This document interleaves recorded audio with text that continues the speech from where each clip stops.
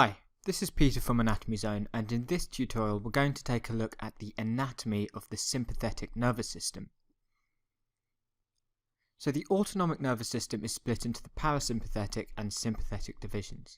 The sympathetic nervous system is often associated with the fight or flight response, and its main role is to respond to physical stresses on the body. This tutorial follows on from the previous tutorial I did on the basic aspects of the autonomic nervous system.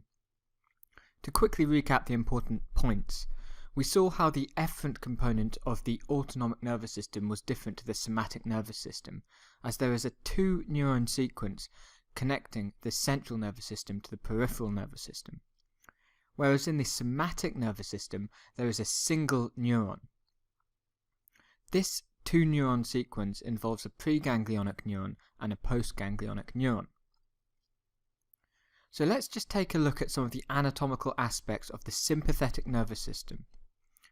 We'll begin by taking a look at the efferent outflow. So the efferent sympathetic outflow originates in the lateral horn of the spinal cord from segments T1 to L2. The preganglionic neuron exits the spinal cord via the ventral horn, much like in the somatic nervous system where the motor neuron exits via the ventral horn. And then on either side of the vertebral column you've got something which is known as the sympathetic trunk. This is a chain of ganglia which extends from the base of the skull to the coccyx. So remember that ganglia are collections of neuronal cell bodies that lie outside the central nervous system. So these ganglia are the sympathetic ganglia, and they're referred to as paravertebral ganglia as they lie on either side of the vertebral column. What we know from previous anatomy is that we've got the dorsal root carrying the sensory information into the spinal cord, and we've got the ventral root carrying the efferent motor information. And we also know that this bulge here is the dorsal root ganglion, and we've got the spinal nerve over here with the dorsal ramus and the ventral ramus. Now you can see that we have a few new structures over here. We've got these two branches leaving the ventral ramus, the white ramus communicans and the grey ramus communicans, connecting to the sympathetic ganglion, which is a part of the sympathetic trunk that I showed you earlier. So the neuron leaving the spinal cord enters the sympathetic ganglion through this white ramus. It's called white because the preganglionic fibre is myelinated. Some of the preganglionic fibres form a synapse with the postganglionic neurons within the sympathetic ganglion, and then they leave through the grey ramus, and it's called grey because it's unmyelinated. The postganglionic neuron leaving via the grey ramus then joins back to the spinal nerve, and it follows the spinal nerve to supply its target organ.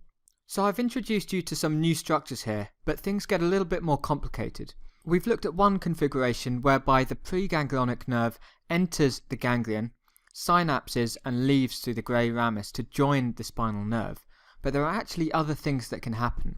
So remember that the sympathetic outflow is from T1 to L2, so you've got regions above and below this where the preganglionic neurons can ascend or descend to. So for example, the sympathetic fibres which supply the head and neck ascend to the cervical ganglia and can from there supply the head and neck structures. And then you've got some autonomic fibres that have their own nerves. They don't join the spinal nerves. So autonomic fibres that travel within their own nerve are known as splanchnic nerves. So you've got some preganglionic fibres which synapse in the sympathetic ganglion, like I showed you before, and then the postganglionic neuron doesn't leave via the grey ramus and enter into the spinal nerve. It actually leaves by its own nerve. And then you've also got some preganglionic fibres which bypass the sympathetic ganglion completely. It doesn't form any synapse in this sympathetic ganglion.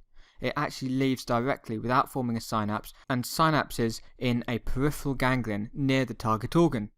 So we've got four different configurations in this sense. We've got some preganglionic fibres which synapse at the same level. They enter via the white ramus, synapse in the sympathetic ganglion, leave via the grey ramus to join the spinal nerve.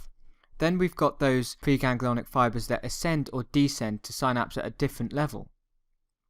And then we've got some fibres which have their own nerves. They have splanchnic nerves. And we've got two types. We've got ones that synapse in the sympathetic ganglion and then have a postganglionic neuron which leaves by its own nerve. And then we've also got preganglionic neurons which bypass the ganglion completely to form a synapse in a peripheral ganglion. So in the next tutorial we'll take a look at examples of how these different configurations are found in the body, and we'll look at the different distributions of the sympathetic fibers.